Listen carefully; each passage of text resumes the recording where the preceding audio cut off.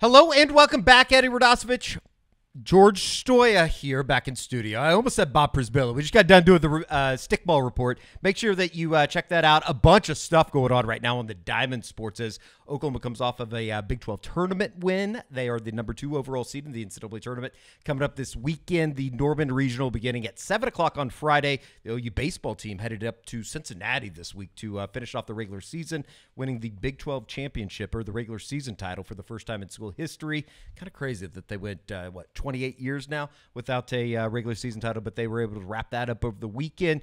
Xavier game on Tuesday got canceled, so they'll roll into Thursday through Saturday at the University of Cincinnati, taking on the Bearcats to close out the regular season. Going to be the number 1 overall seed in the Big 12 tournament coming up next week in Arlington. Welcome back to a recruiting report. Josh McCuistion from Houston HQ, all the way in from some practices already on this morning before we started recording. But you've been all over the place. High school spring ball already kind of in full swing down in the state of Texas, Josh.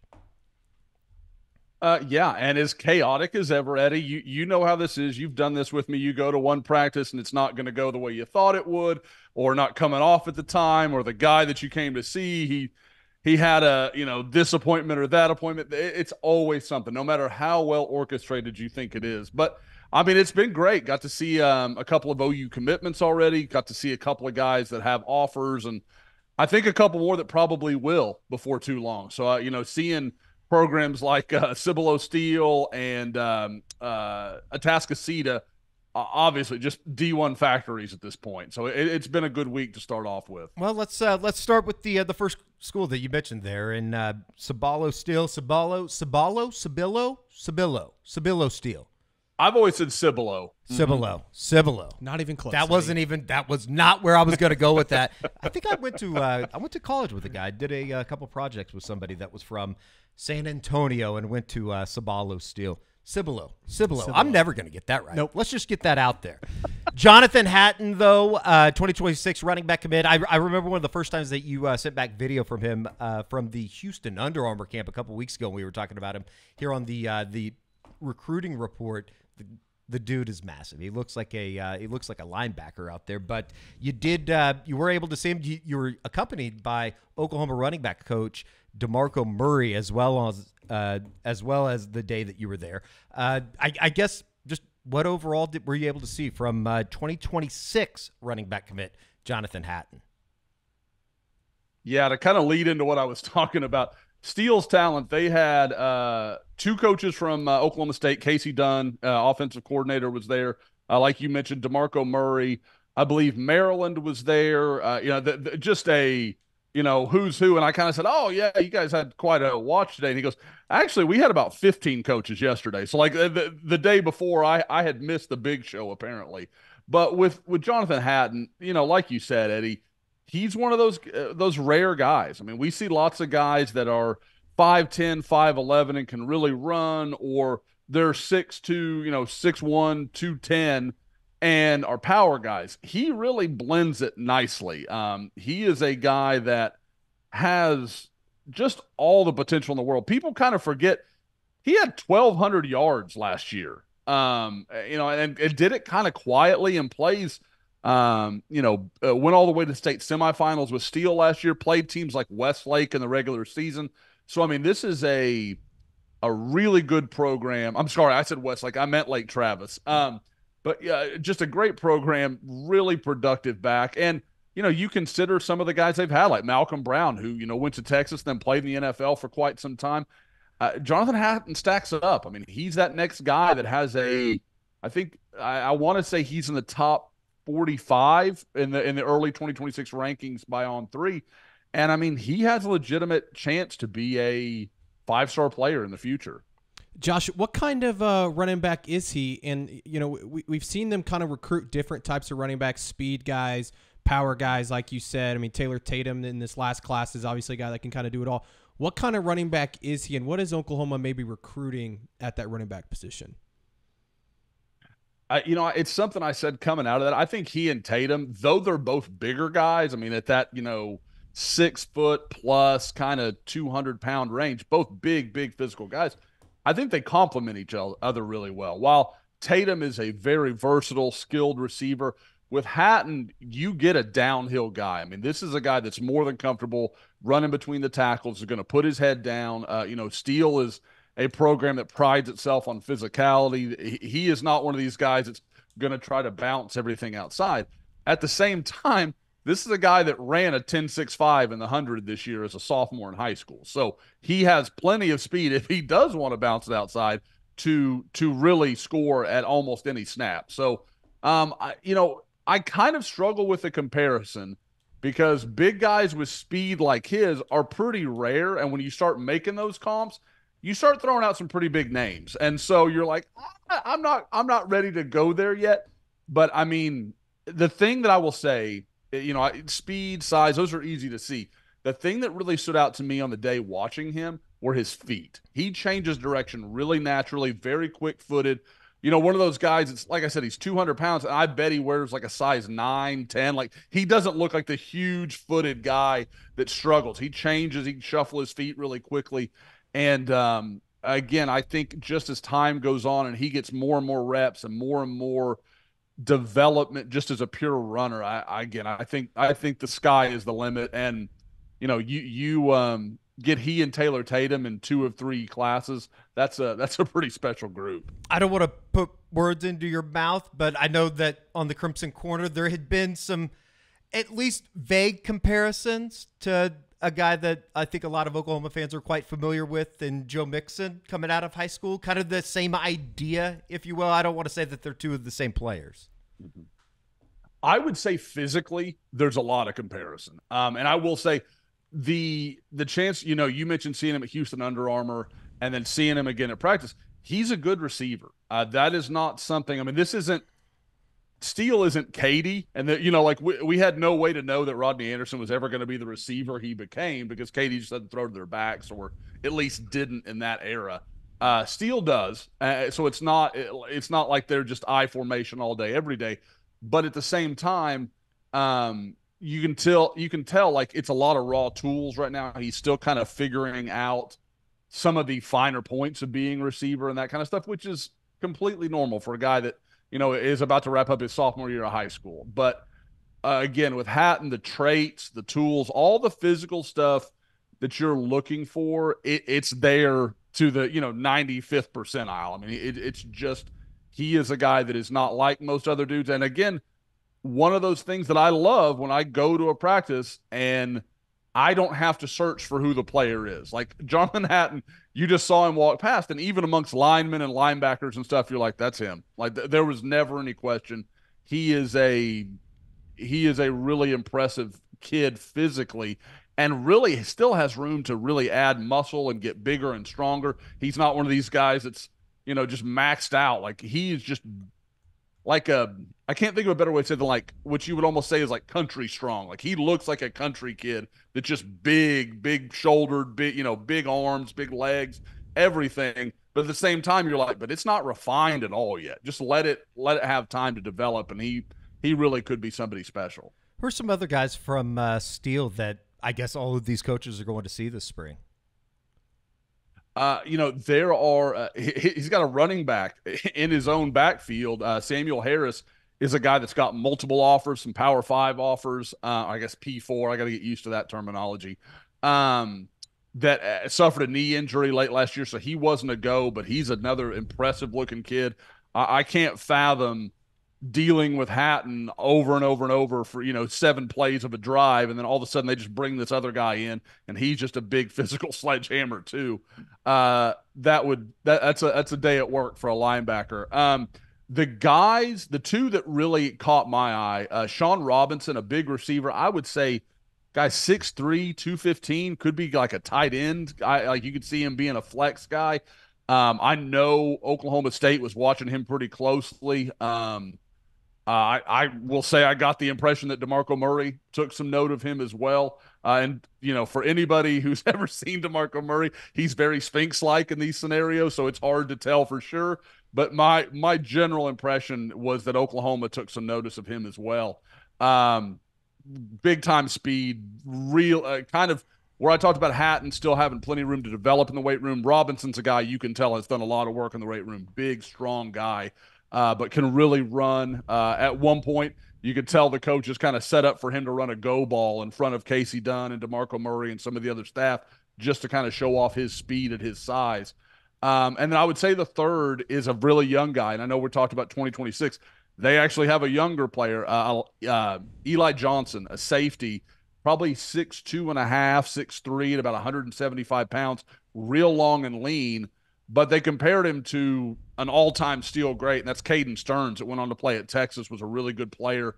And they kind of see that same type of trajectory. So you might be talking about, a top 100 player. And, the good news for Oklahoma, he comes out the year after Jonathan Hatton. So if you went ahead and signed Hatton, you've got some momentum with one of his younger teammates. They've been able to do that a little bit with a bunch of these guys. It seems like get a guy in and then continue recruiting that school, whether it be Denton Geyer or I guess they haven't really gotten into Denton Ryan maybe as much as you thought maybe with Billy Bowman, but certainly who was it over the course of this past spring? Jaden Hardy, it seems like he's recruiting everybody to come to Oklahoma. So let's stay in the backfield though. You saw another Oklahoma running back commit, this one in the 2025 class in Tory Blaylock at Atascocita, and simply put, he looked the part as well. Well, I believe, Eddie, you kind of asked me if there's like a type at running back. Fast, I guess. Tory Blaylock was one of the 4x100 guys at Atascocita that set a national record 3.914 a little earlier this spring. Guys, I want to say somebody put out a stat that time would have won the Big Ten 4x1 or something like that. It would have beat insane. Iowa. It would have beat Iowa that finished 39-28. And it would have beat Nebraska as well. It would have won the Big Ten 4x100. That's insane. I know the Big Ten's not known as the track and field as compared to places like LSU and Arkansas and some of these other great track programs. But those are guys 4 or 5 years older than they are, and they can all run. And to watch, to put up that kind of number it's just absurd. But that's what you see. And Tory, I will say, kind of like I said, Hatton is really comfortable working between the tackles. You can tell Tory wants to get to space. He knows what his game is. He knows he's a speed guy. But at the same time, Tory's not a little guy. This isn't like a deal where, he's got to run away from physicality. He can't take on tackles, that kind of stuff. I would say he's 5'11", 185, 190, real well put together. You can tell his father's a trainer. He spent plenty of time working out and getting his body in very impressive shape. So I don't want to say he's limited to just being a speed guy. What I thought was interesting, and I kind of touched on it in the story that's up on the front page, but what I thought was kind of unique was you could tell how much he was working as a receiver, because last year, Tory Blaylock, I don't think most people know this, was not Atascocita's leading rusher. And the guy who was, there were two ahead of him. One is a graduated senior, but the other one's coming back and is actually a year younger. He's a 2026 guy. I think from what I could gather sitting there watching practice, it sounds like that player is kind of being moved into a receiver's role, and Tory will be the primary back just to get as much talent as they can on the field.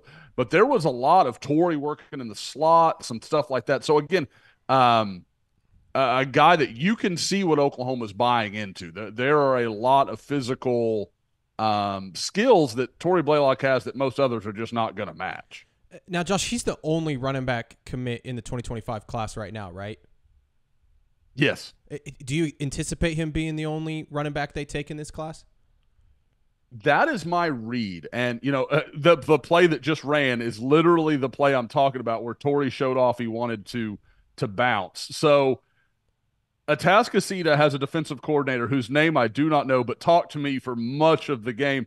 And as this plays happen, you can hear the defensive coordinator going, "Oh, he's running to the camera. He's running to the camera." So there was a lot of jawing going on. And I do want to say, George, I haven't forgotten your question. We'll absolutely get back to it. But I want to say there was a little bit. I think Tory sometimes are like, "Oh, he's a track guy. He's not a football guy. He's got all these track times." He was getting into it with some linebackers. He was jawing, he was butting heads. It didn't come off like a guy out there being soft. But what I did like is after the practice, the guy that he really got into it with, who had a beard that would make James Harden blush. Like it was an impressive beard for an 18-year-old kid. They walk over and Tory just squashes it. Like, hey, man, we're good, you know, blah, blah, blah. Like, and I wasn't around. It would be easy to think it was for me. That's not what it was. Like, it was teammates. And, you know, like I said, I was impressed because Tory obviously could be you know, I'm going to OU and be big time in his teammates. But that's not what I got from him. That was one of the things that stood out to me. But as far as the question, sorry, long way to get around to this. I do expect him to be the only back. Now, if the right guy became on the market or somebody just blew up, you know, you had a Josh Jacobs situation or somebody that was really special, okay, maybe you reevaluate things. But what I think, and I come back to this a lot, like we just said, you've already got Jonathan Hatton committed. You've got Caden Jones in state, who just picked up an Alabama offer yesterday. And then you also are in really good shape with Javian Osborne. There's just no reason to mess with that. Tory Blaylock's a good back. You can be happy with him. You can do a lot with him going forward, and you can turn your focus to 2026 where you've got a chance at 3 players that are probably better than anybody you've got a real chance at in 2025. And what is kind of a soft running back class. It's not a great group where 2026 looks not only good for Oklahoma, but pretty good nationally. I guess my follow-up, Josh, to that would be, we talked a lot about Taylor Tatum and him being a guy that could come in and play for Oklahoma next season. Is Tory that same kind of guy, or is he more like a Caleb Hicks where, hey, he might need a year to kind of develop before he's ready to see the field? I think probably more like Caleb, because, again, the physical tools are there. I would like to see him work with DeMarco a little bit and just work on things like when to bounce, like how we're pressing the hole. What do we want to do here? I don't know how much work he's done in pass pro, like some of those kind of things. So I think he needs a little time, but at the same time, I think with what Oklahoma could have coming back, you know, obviously Sam Franklin, Javonte Barnes, Sawchuck, all these guys that could be back for another year, Caleb Hicks, as you mentioned, George, I think you're okay with that. And you probably say, hey, look, like we can spread a little space between you and Taylor Tatum. You can come in and get a year under your belt, get bigger, stronger, get a better feel for really the position. Because like I said, this just isn't a guy that's taken a lot of snaps. He had 66 carries or something like that as a junior. So there is a lot of room for growth still. But again, maybe he goes out and drops 2,000 yards for Atascocita this year, and it changes the whole narrative. But based on what we know as we sit here now, I think a red shirt would be great for him. Give him a little time, and then, you know, really, like I said, once the nuance of his game can kind of meet the skills of his game, then I think you've really got something. It's going to be interesting to see how that running back room figures itself out these next few years, because like Josh said, I mean, Gavin Sawchuck, Javonte Barnes, they could easily come back. Sam Franklin, but they could also hit the portal. You know, sure. You know, does somebody like Taylor Tatum steal a spot? You know, we haven't even talked about Xavier Robinson. Like, he's a guy that obviously we think that can be a really good football player. So seems like that's a good problem to have. DeMarco's it is a good problem room to have, and it almost seems like, in a way, I guess just to bluntly say it, we kind of underrated what DeMarco Murray's been able to do when we remember back to where that running back room was not too long ago, where it was like, oh my God, they only have one body and you're headed into the 12th week of the season. Oh, I mean, guys, like it's just, you're seeing more and more, and you see this across the roster, but I think it's a good example of it. There's more upside guys. Like, there's more guys where you say that guy has an NFL future if the things fall right for him, as to where you had Kennedy Brooks, who had a much higher floor than some of these guys, but was never going to be the NFL guy. Like that was just not in the cards for him. So to me, and again, maybe this is, you guys can tell me if you see it differently, but for me as a recruiting guy, I want the ceiling. I want the guy that can be the best, especially if I'm going to be a program that believes in development, and we're going to make you better. We're going to get you to where we need you to be. Start with the tools. And if you can teach, then the tools are going to pay off even more. I think it's been pretty known my stance on as much as I love a guy with a lunch pail and a heart and a big team guy. I'll take my chances with the super talented 5-star kid every time. Let's stay in the Heart hustle 5-star. That's you, Eddie. I love a good heart hustle hardwood story, but for every one of those, you look at a 5-star and guy go, yeah, that's why we're betting on him on Sundays during the NFL games. Also, don't forget about Andy Bass, by the way. I mean, we'll see where he kind of figures out at running back. Or let's just put it out there. I have heard is like completely ahead of schedule from where people thought he was going to be after the ACL injury in the state championship game with Heritage Hall back in the and again, title game. We have no idea if he's. I mean, I think he's going to play some running back. I think Sure. he could do some receiver, but he's just a guy that is going to figure out some sort of role. I think on this team at some point. No doubt about it. Let's stay in the Houston area. That's where you're hanging out right now and seeing all of the practices. Oklahoma, the state of Oklahoma, they'll get underway. I think that there's a couple of them that are already rolling out, but you'll be getting up here north of the Red River, Josh, here in about a week's time to see some of the OK Preps guys. You did get by to see 4-star Edge 2025 class, Leaf Hastings, Smith Orogbo, which I think just on the surface, a fantastic name for who I would hope to be a single-digit defensive lineman. Yes, it is. I want to say he's 16, maybe something like that. Like it's kind of an odd. He's definitely not like 92 or anything like that. But yeah, he is one of the guys that it's been a little bit of a circus trying to get him, and it's not his fault. It's just errors in communication that have happened.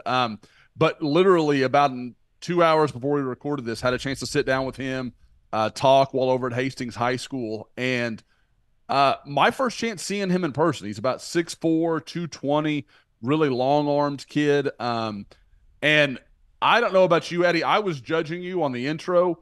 I want to say Orogbo Smith every time. It's in my brain, and I have to really think about Smith Orogbo. And to the point that almost every time I address him, I say Smith, just so I can kind of etch it into my brain. But this is a guy, like I said, talking to him, you could tell just like eyes wide open about recruiting. Like, oh my gosh, like this has been amazing. This isn't a guy at Katy or Atascocita or all these other programs that always have coaches coming by. When I was there, Maryland came through the door. So like they're seeing a bunch of schools come through. He's got another teammate that's getting, it's actually going to be visiting Cal this week, and it's going to go see Kevin Wilson in Tulsa next week. So one of those guys that his ability is also helping shine a light on some of his teammates. So he's enjoyed this process a lot. You can tell. But talking to him, he's got 5 officials set up: Texas Tech, Oklahoma, Texas, Kansas, and Missouri. Just looking at the tea leaves, you'd have to read that as maybe Oklahoma and Texas is what that comes down to. He'll be there for Champ U Barbecue on June 21st.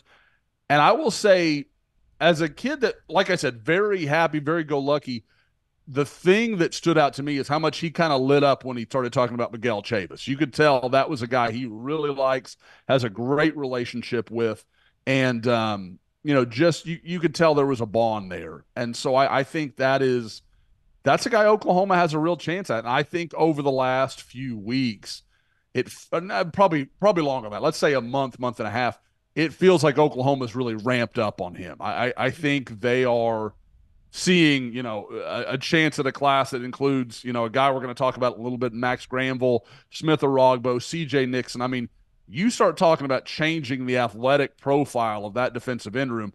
That's some guys with some real burst and explosion off the edge. When Josh talks about a kid with his eyes wide open, it just sounds like a Miguel Chavis type kid. Yeah. Like that seems like the perfect. If he doesn't have a problem getting yelled at, I think he'll be fine. Yeah, but Josh, you mentioned some of those names at Edge that they're recruiting. How many are they trying to take in this class, and where would you say Smith Orogbo is in terms of the pecking order in those? And would you just take, if you're OU, do you just take all those guys? I think you take all of them. Like I don't think you mess around with it. If you've got to figure out, a junior that's not going to have a role for you in a couple of years. Okay. That's the way life goes. Sometimes it's a tough, cold world. But to me, what I think is interesting, and we've kind of alluded to this before, and I want to be clear, I don't really think this is a plan, but I think it's something that Oklahoma could look at over time. If you were to land all three of these guys, Smith Orogbo, Max Granville, and CJ Nixon, it provides you the possibility if you said, okay, we've got Danny Okoye, we've got PJ Adebawore, we feel pretty good about our defensive end room going into 2025. CJ, would you be interested in playing some tight end, which you've played a lot of and you've played it well in high school? And he's probably closer to being ready to be a college tight end than he is ready to be a college defensive end. So you could kind of provide that possibility. And this is a guy, he's a basketball recruit, power forward. I mean, I know we're not going to get into the Austin Rivers conversation, but we know about tight ends that were former high school power forwards or college power forwards that go on to have really, really nice careers. And CJ Nixon has that kind of athletic profile. His father played in college, so he's a guy with some serious genetics. And at that point, again, I don't think that's necessarily the plan. I think it's just an opportunity that presents itself should Oklahoma decide to go down that road. And and if they can reel in Smith Orogbo and Max Granville, which are going to be a couple of serious Houston battles. I mean, I'm certainly not counting that for Oklahoma on either case. But if you could find a way to make that work, I think it gives the class some positional versatility. You could play some games with the numbers and move some guys around and kind of see what you want to do. Well, let's stay there. Max Granville's name has been in the news certainly this week. Steve Wiltfong has made a prediction for him to end up at Texas A&M. I'm sure that a lot of Oklahoma fans don't want to hear that. Get used to it. You're going to be in some recruiting battles with the Aggies here over, however many years they move forward. But what's the latest on Max Granville? Should Oklahoma be looking elsewhere, or is that still something that is very much a fluid process in terms of his recruitment? I think it's absolutely fluid. And that's, again, Steve Wiltfong, we know, well-sourced guy. I'm not at all saying he's just throwing darts. I know he's got a reason to make that pick. At the same time, talking to Max, talking to his family, I just get the impression that everybody else is playing catch up with Oklahoma. Now, I know A&M just landed his buddy Kobe Sellers, and that I mean, it's not nothing, but I don't think it's something that he's going to base his decision on. Max Granville is he's not a guy that feels like, I feel like he's going to get swept up in the moment. And I will say something that's been brought up by those around him a couple of times. A couple of years ago, they were teammates at Fort Bend Christian. Kobe Sellers made the move to Shadow Creek. Max didn't follow him then. Why is there this expectation that he's suddenly going to follow him to an even bigger decision? It's just a little hard, I think, together. Now, I will say for me, and I've told some people, again, around him, some family, some sources, that the thing that perked my ears up, the first time I thought, okay, A&M's making this interesting with Max Granville, was when he elected not to make the OU spring game and instead went to the A&M spring game. I thought that was kind of okay, this is the first time it seems like the pattern's changing a little bit here. This isn't what I expected and kind of what we all knew was going to happen. I will say, just talking to people, he was, running through his track season. It was a weekend off, but I think he just wasn't up to make that trip. Like, he just didn't feel like doing that. Thought he'd stay somewhere closer to home, and went to A&M. So at this, again, all this, though, there's no question, and I think Max would tell you this. I think anybody around him would tell you this. His closest relationship, the bond he feels the most clearly, is Miguel Chavis. Like that is, I don't even think there's really a close second, to be perfectly honest. So I think that is very telling. I think it's very big for Oklahoma. And I think if on his official visit, they can develop a clear plan for him to say, this is where we see you, this is how we see you fitting into what we do, I think, again, I still would like Oklahoma's chances in that. When is he officially visiting? I believe he is you're going to put me on the spot there, George. I'm almost sure he's a Champ U. Yeah, he's a Champ U guy. He'll be on the June 21st. Well, that's usually a good sign, right? I mean, that's a good weekend for him to be in. Not a bad weekend when you get those guys around, the environment that comes with all that kind of stuff. It usually, I don't know, gives OU some fruitful options. At least. I guess it'd be safe to say, though, Josh, that this is going to be a battle for at least the next couple months. Absolutely. And, I will say, I think it's going to be hard for Penn State to win out, but they very much impressed them. Like I think if Penn State was in Fayetteville, Arkansas, they would be part of this race in a much bigger way, in my opinion. But again, any decision that's not OU or A&M for Max is going to be really surprising. I think that is who they're comfortable with. The distance works. I think, to me, it's just kind of what your flavor is. Like with Oklahoma, there's a lot of NFL development, and we know that with the Todd Bateses and Brent Venables and all that sort of thing. But at the same time, there's kind of a relationship. They push the soul mission. They come at it from a very different angle. While Mike Elko and A&M, it's very businesslike. This is what we're going to do. This is how we see you fitting in. They run a system with basically two jack linebackers, which is what Oklahoma kind of sees, and the same for A&M with Max. So double the opportunity. So again, it's just kind of what he feels like, because they are two very different. They're coming at it from two very different ways, and it's going to be really interesting to watch kind of what wins out. This wouldn't be a recruiting report if we didn't hit on a 2025 offensive lineman target. And that's kind of the situation that you have with Anthony Cade Ogumoro, the 2025 interior offensive lineman out of Elgin, Oklahoma, of all places. He'll be taking a visit to Missouri this weekend. Is that correct, Josh? And then be making his decision coming up next week on May 21st. Yeah, the Tigers get the last look. I always think that's a really good thing, for any school. So you never know what curveballs can emerge, but I've had a prediction for him for a little while. We've talked about it, guys, but man, there's just a near perfect fit as far as what the family wants, what they value, and what Oklahoma's about. Like, talking to his dad, he's like, we want somebody that's going to push him, going to make him work hard on the offensive line, guy with an NFL track record. And plus, we want a family feel. Well, Brent Venables and Bill Bedenbaugh, like I can't think of a much better marriage of what you're looking for than those two guys and what they bring to the table there with, Brent always preaching relational work. And at the same time, Bill Bedenbaugh, we all know, like, if you can live with Bill at his worst, you're going to do pretty well at your best. Is a really cheesy way to put that, but we'll just go ahead and own that.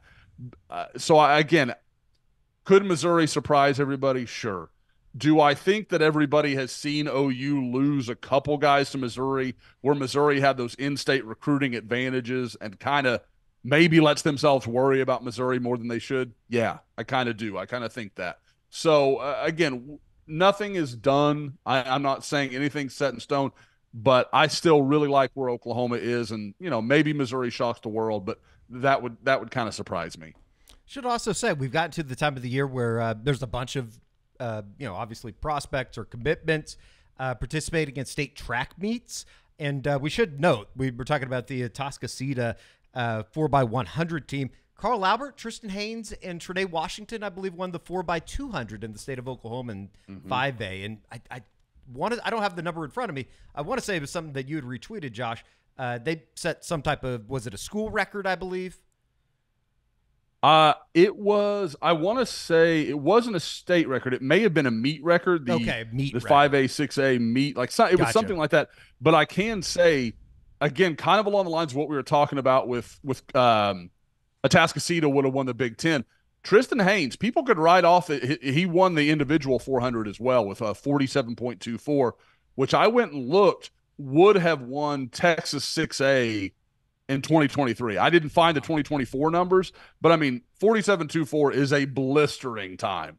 So again, it's what I talked about. He is long and athletic, and he's got a lot to learn, but the physical tools are just upper class.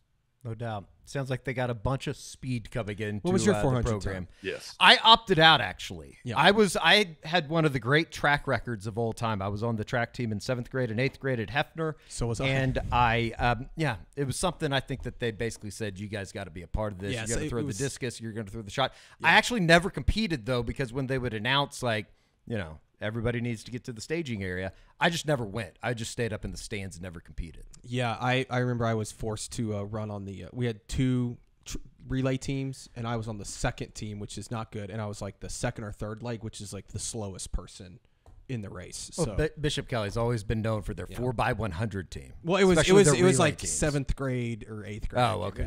It was bad though. I was really slow, and I Or was was like, it Rosary? What are we working with? St. Mary's. St. Mary's. And I have not run since. So Yeah, that was that, and high school, or I guess middle school wrestling was also another sport that I was technically on the team, but I missed weigh-in every time. I never actually wrestled, and when I did, I was 3-9, and I beat 2 people that were like-minded individuals, and then somebody that I had the upper hand. We'll just say that, which I could still beat Carrie reminds me, I've claimed that I could beat an 8th grader in wrestling the right body style, probably under 142, which I wrestled at in middle school. I could probably do that. we should have a scoop wrestling match. If you want to touch me, you can. You just want to molest my body, don't you?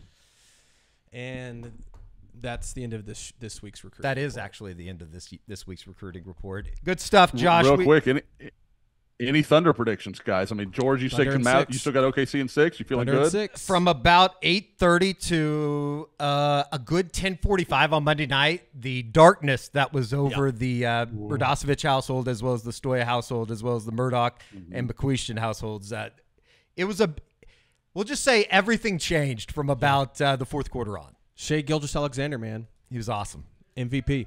One of the great Start performances, legacy performances of this young Thunder generation. It's gonna be It was fun. awesome. Yeah, it's going to be a lot of fun. Wednesday night, Game 5 coming up in Oklahoma City as the Thunder get home court advantage back, and now into 2 of 3. So we'll see. Last night, as dark as that thing was, that's about as fun as I've watched a Thunder game in a long We time. might need to do a Thunder report. Yeah, we might have to. All right, very good. Josh, we look forward to it. And by the way, make sure that if you want to check out the Smith Oragbo interview that Josh did, that will be up on the Suitor Scoop editorial page here it'll probably be up in the next couple hours. It'll be up by the time you're watching this here on the SuitorScoop.com YouTube page. All right, for George, Josh, I'm Eddie. We'll see you next time for a SuitorScoop.com recruiting report.